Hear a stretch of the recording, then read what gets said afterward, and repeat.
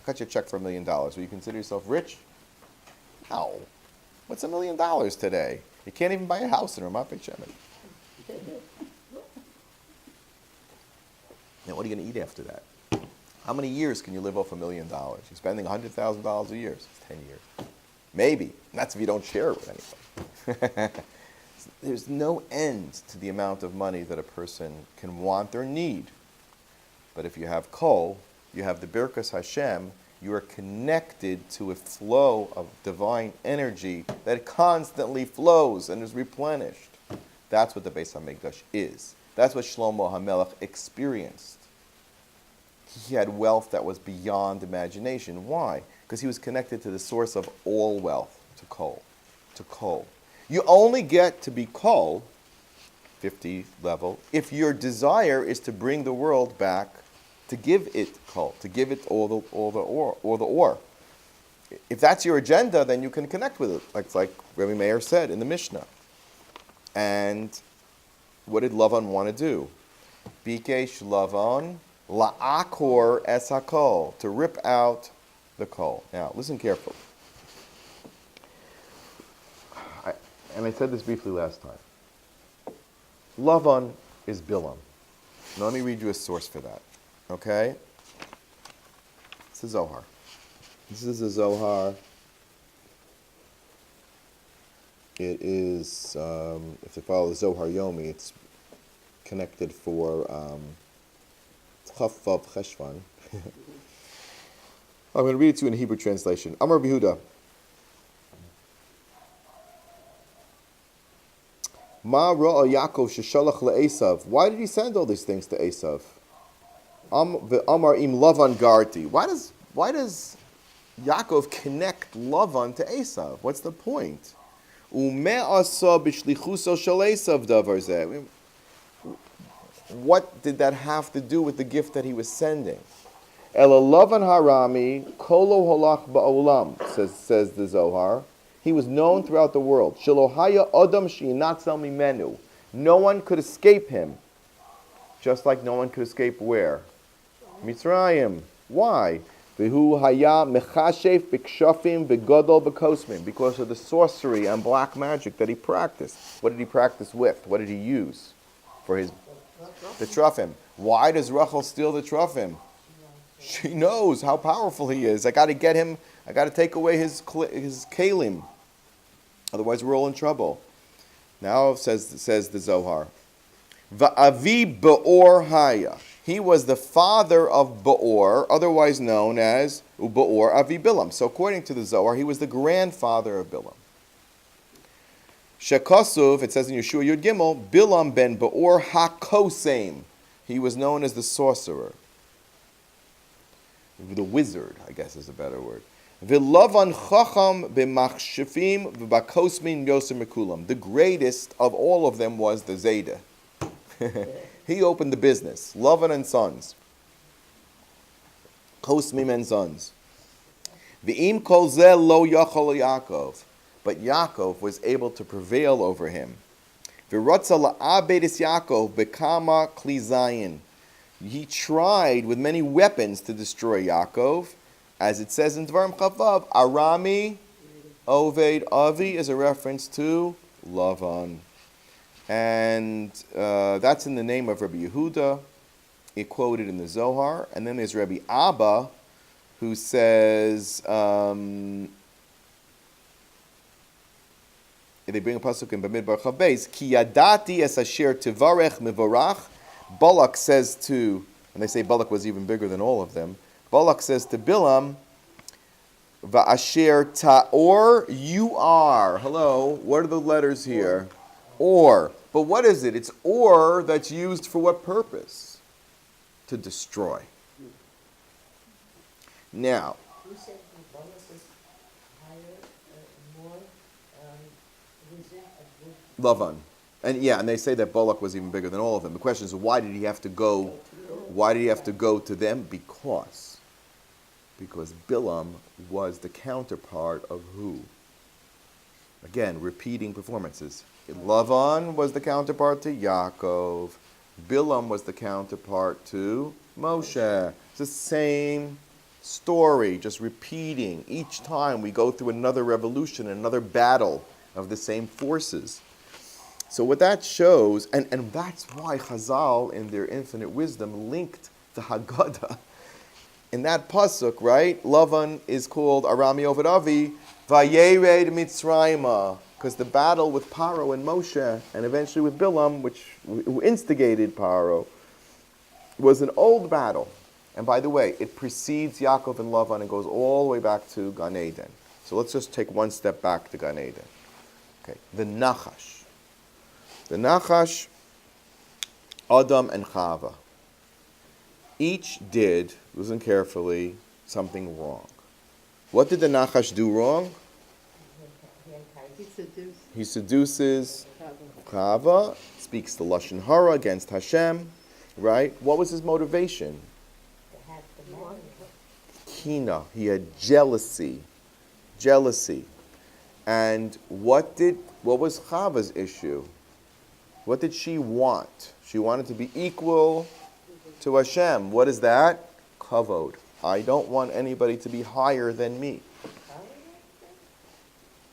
Because I'll tell us that she what did the Nachash tell her? It's in the Psukim. Is he going to eat from the Eitz Hadas Tov Ra? You'll be like Hashem. Right? So she says, I'm not letting, and in fact, this is a very interesting, just psychological insight. Chava gave every animal to eat along with Adam. Why does she give Adam to eat? What does she care if he eats or not? So I'm going down, you're all going down with me. No one's going to be left standing that they're ahead of me. If I'm going down, everybody's going down. Wait. And then the last one is Adam. What's Adam's problem? What does he do wrong? And what's his big avera? He ate. Eating is taiva. Those three themes. Ready? Kina, kavod, and taiva. They represent the concealment of the or. When the or is concealed, we are prone to the three big problems, the three big challenges that mankind has. When we turn inward, when we use or in a negative sense, it means that we use them in the service of these three bad midos. Kina, kavod, taiva. And what does it say in Pirkei Avos? Kina, v'kavod, v'taiva, what? Motziin es ha'adam min ha'olam. Which olam? Olam haba. Gan Eden. Because that's what kicked Adam and Chava out of Gan Eden, out of their olam, was Kina, kavod, and taiva. Now let's take one step further.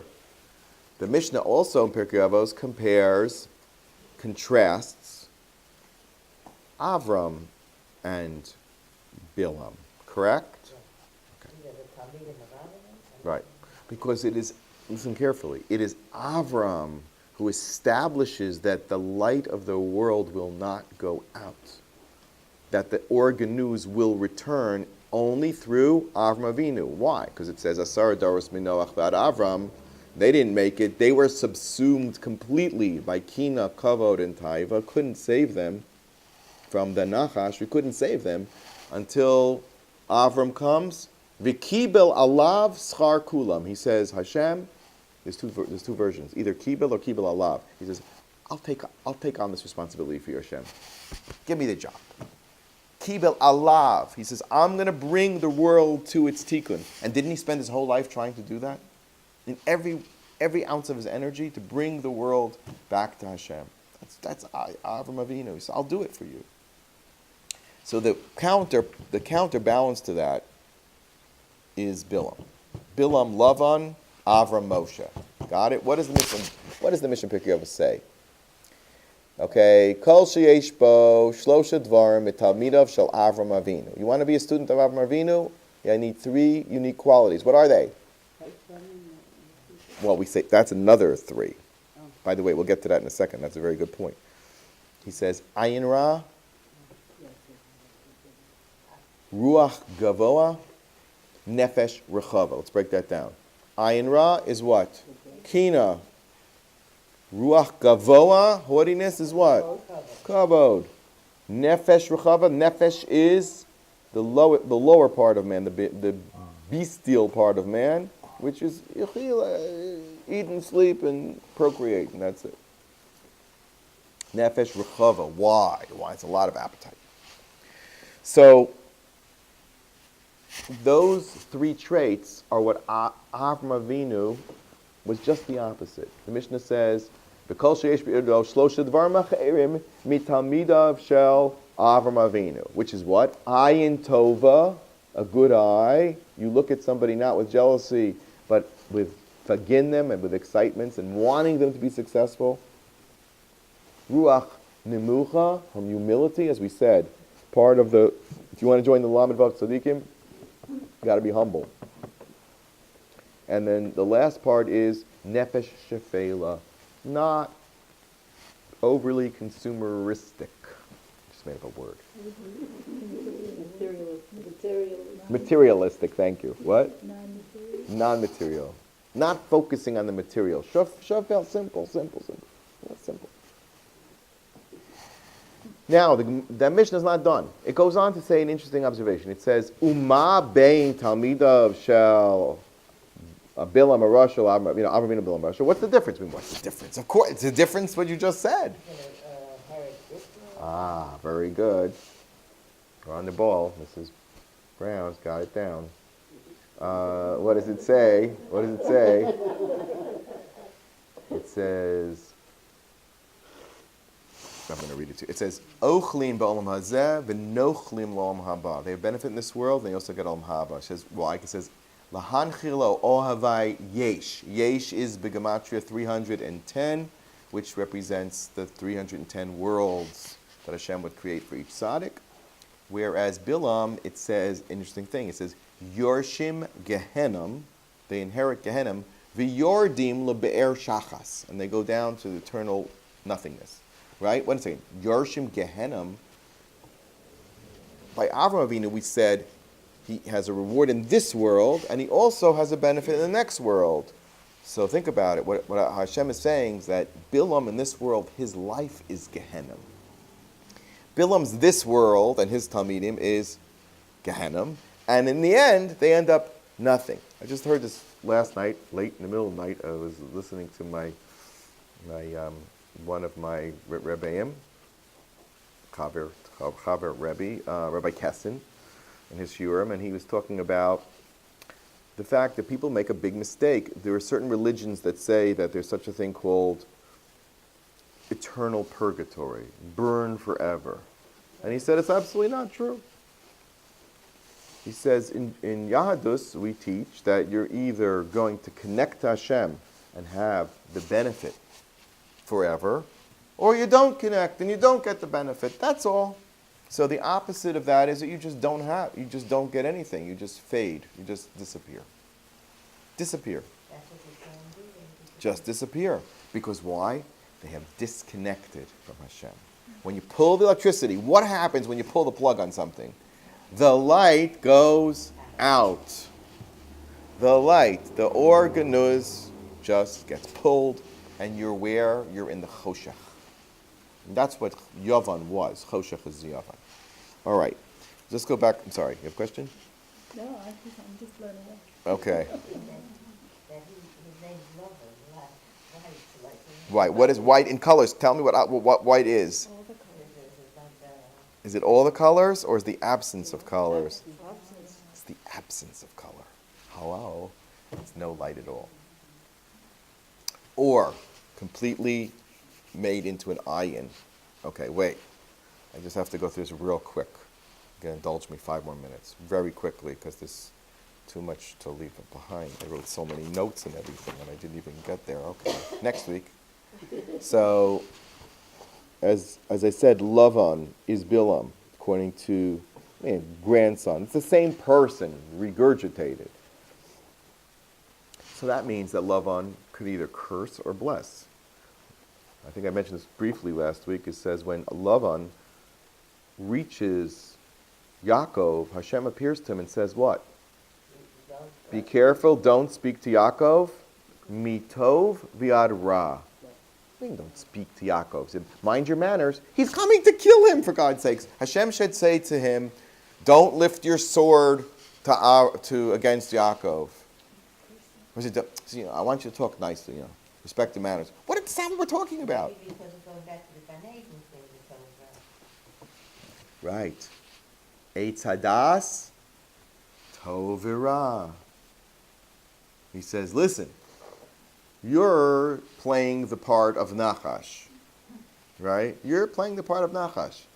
And you're trying to separate Adam from Chava, right? Who's the Adam and Chava here? Think carefully. Yaakov and Rachel. Rachel, who had stolen the Truffim. Is he successful in separating them? Yes or no? Yes. Yes. Yes. Does he kill Chava, as it were? He does. How? Because of his mere presence of catching him, right? And Yaakov makes the slip and says, Tummiz, whoever's going to has the Truffim will die, because we're constantly meeting up against those challenges. We do a little bit better each time, but we don't necessarily finish the work until the light is ready to be restored completely. A little bit more light. Light is incremental, like the dawn. That's what the Yerushalmi compares the Geula to the dawning of a day. A little bit light, a little bit light, a little more light comes. Now, so Lavan said two things to Yaakov. He says, why did you run away with my daughters like Lefi Charev, that you were trying to run away as if somebody came with a sword? Who comes with a sword? Who's known for the sword? Esav. Who comes next to attack Yaakov and ostensibly, if he was successful, take away his wives?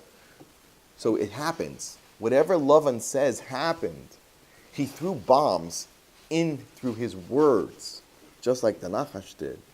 Insidious, innocuous, but deadly. And then the second thing he says to Yaakov, he says, let's make a treaty between us. And he says, I'm making you swear that what? Im ta'anes benosai, if you will abuse my daughters. What language is used for abuse? Dina. Dina was abused. Vaya'aneha. Exactly what Lavan said is the two steps that happened to Yaakov immediately. Now, one more insight on that. They get to the mountain. Who is Dina really? Who is really Dina? Whose soul was Dina's soul? Yosef. And she ends up, her daughter ends up marrying Yosef, which is proof of the pudding that Leah was supposed to have Yosef too. The Bechor. She was going to have both the Yaakov children, the Yaakov, as we spoke last time, Yaakov and Esav children, the Yosef and Yehuda were going to come from her. So she detoured it through Dinah. And of course, what happens right away? Esav comes and wants to take Dinah because, again, that's the Esav part of Klal Yisrael, because Yosef is the contradiction to Esav, right? So who's the source of Yosef? Dinah. It all is very, just connect the dots. Chazal are talking to us. And what did they do with Dinah? Where did they hide her? Who else was hidden in a box? Sarah. Same idea. So in every generation, we have this replayed performance of separating the Chava and the Chava of that generation, Sarah and Avram. The Chava and Adam of this generation, Yaakov and Rachel. Each time, the Nachash force comes in. Now, what does Lavan say about himself when he meets Yaakov? But no, when he wants to give Yaakov, he tries to hook him in for another 6 years. He says, Nichashti. I did an act of being a Nachash, and I saw that my bracha comes from you. Nichashti means I'm going to play the role of Nachash right here. I'm going to bomb you out so that you never get away from here with my daughters ever. Which is why they had to run away. All right, but there's the last piece there. It says on the mountain that the Yaakov was Tokeya, put his tent. I have to read the pasuk to you. I'm sorry. He gets to Har Gilad, which is also known as Gal Eid, right? Gal Eid. And what happens there? They find each other and they spend the night on separate sides, right? Before he approaches him in the morning. And what does it say? It says, Vayaseg Lavan es Yaakov. Lavan catches Yaakov. V'Yaakov taka es ohalo behar. He pitched his tent on the mountain. V'Lavan taka, what? What should it say? What does it say? V'taka es echav behar hagilad. What? He stuck his children into the ground. Echav is either children or brothers or family. What, he stuck them into the ground? Yeah. What does the Malach of Esav do to Yaakov? What's the line? You hear the question? Listen to the pasuk. It says, Vayaseg Lavan es Yaakov, v'Yaakov taka es oale. He pitched his tent on the mountain. V'Lavan taka es echav. He pitched his brethren, Bahar Gilad. It doesn't say which Har. I thought they were both on Har Gilad. I thought they were both on Har Gilad. Which Har is Yaakov on? Har Hamo Ria, where he had the dream. Where he took the Evan that he sticks down in front of Lavan and says, no, stay out. I'm bringing the ore back to the world. This is the base of Migdash. And what does he pour on it? What does he pour on the Evan? Shemen! Shemen, representing the oil of the Or HaGanuz. So he says to him, get out of here. But wait, what happens? That Lavan kind of instilled within, and that's what the Nachash always does, he instills within others the hatred to attack. It's Amalek only attacks Klal Yisrael because Bilam tells them to. And similarly, there's always an instigator. The Jews are evil and they deserve to be punished. That's the Lashon Hara, and then comes always the persecution after the Lashon Hara, and not before. So when Yaakov encounters Esav's angel, what does he do? Taka bekaf yarecho. Again, the word taka. He attacks him in his thigh, in his legs, in his sciatic nerve, which also represents the children, the next generations, and says, you're not getting away so fast. I will be able to conceal the light of Torah from your children going forward for many, many, many generations, as we know Galus Esav does. And you won't have the resources, the money, because it says, Parnasa is ragalayim. It stands you. You say, I'm standing on your own 2 feet. What do you say about somebody who goes bankrupt? What are they called? Poshet et ha regel. Their legs give out. So that's what Esav did to Yaakov. He hit us in the money, meaning that they don't allow us to prosper and have the resources we need to build Torah and to build Eretz Yisrael, of course.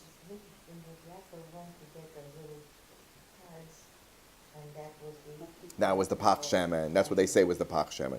So there you go. This story is a reverberating story. It goes on and on again. And every single Chanukah, we have that. So who is the Lavan of the generation of the Maccabees? Yavan. Who is the generations later? Rome. It's all the same story that we're working through and refining. But the tzaddikim are the anchors. We said 5,500, the light started to shine. That was the beginning of the day.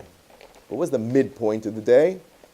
5750, otherwise known as 1990. I'm still on the Upper West Side, don't you? 1990. What happens in 1990? What falls in 1990? The Soviet Union comes down, and the Kivrei Tzaddikim of Europe become accessible once again. Who can you go visit? Rabbi Al Shem Tov, Rabbi Elimelech of Lizensk. Okay, get it? All of the light of the tzaddikim starts to burst forward. Now everybody's running to Morocco, Uman, and it's just insane what's going on. All since 1990, not before, because everything's breaking out. Who's Unbelievable number of tzaddikim. Baba Sali is buried here in Tivot, but he has many relatives buried there. And I'm very into the whole tzaddikim of Morocco, but there's the children of the Abu Khatseira family, which are in the south, in Tapi Lalta Magnus. I spoke about it when I came back from there. I was there in June. And countless miracle-working tzaddikim. Hundreds. Yeah. Because the Jews were there I just heard a story from the Or Chaim HaKadosh. And the two tzaddikim that preceded the Baal Shem Tov and ushered in the era of 5500 were the Or Chaim HaKadosh, who came from Morocco to Israel, okay, and the Ramchal, who was in Italy and later Amsterdam, and who the Vilna Gaon considered his superior and his rabbi. And they both made it to Eretz Yisrael for you know how long? 2 years. 2 to 3 years. Or Chaim comes to Yerushalayim, breaks through the Golus, lights a candle in the old city, and you can go on right above Chabad Street is his base medrash. You know Chabad Street? Just walk up a little bit towards the Armenian Quarter, and you will see the Or Chaim's synagogue, which he taught Nigla and Nistar. And the Talmidim of the Baal Shem Tov, including his son-in-law, tried to get into the yeshiva of the tzaddikim, of the hidden tzaddikim over there, and he wouldn't take him. Just wouldn't take him. Listen, you wanted to be in that yeshiva, you had to be one of the Lamav tzaddikim or close to it. Not so easy to get in. And the Ramchal comes not to Yerushalayim, but to Akko and to the north, and lives 2 years and is taken.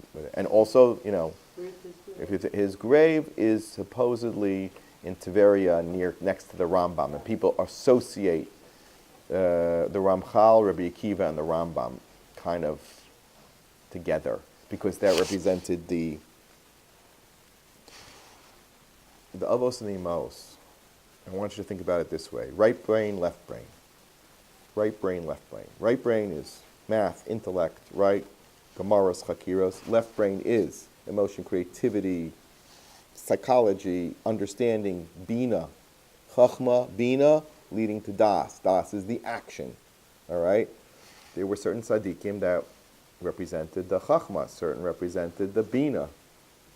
The Ramchal and the Gaon were on the side of the Chachma. The Baal Shem and the Or Chaim are on the side of the Bina. Together, they form the right mizug that gives us Das Torah, gives us the Das. Okay, that's the feminine role. That's why there's Avos and Emos. In any case, so the last thing I want to say is that, therefore, in the modern era, Yud Tes Kislev, again, Kaslev, the month that holds the Lamed Vav light, became the holiday of Hasidus. Let me just explain that just for 1 second, because it's tonight and we'll close. The Alter Rebbe was jailed by the Tsarists. Okay, why? Because he was sending money to help build up Eretz Yisrael. You know that the Lubavitchers bought this piece of property in Hebron from Sephardim a long time ago. Tzemach Tzedek, they were just obsessed with building up Eretz Yisrael, which was like Hebron. And the Tsar said, there was a trumped-up charge. They said, oh, you're supporting our enemy because the Ottomans are trumped-up charges, and that he was released from prison on Yud Tes Kislev. So the story goes is that he had a dream of the Baal Shem Tov, and this Baal Shem Tov said to him, he asked, why am I in jail? What's my failure? How did I fail here? So he says, you didn't fail. He says, you did too well. You're spreading the light through your teachings too quickly. The light has to come slowly, like the dawning of a day, and you're like lighting up the world with your teaching. But when he said, but if you will be released, that means that Hashem feels that our generation is worthy of the light. And then therefore, when they were released, the Hasidim took it as a vindication. It also marked the end of their big fight with the Misnagdim. Because the big fights with Misnagdim were a little bit earlier, 1760, 1780. Turning the corner. It turned the corner. The world then became a little bit more integrated, a little bit more integrated. So let's hope that the light continues to shine through us, and we should have a Chanukah filled with or and an illumination of Kedusha, and we see the signs that Hashem is showing us, and that we should see continued or increase, especially here in Eretz Yisrael.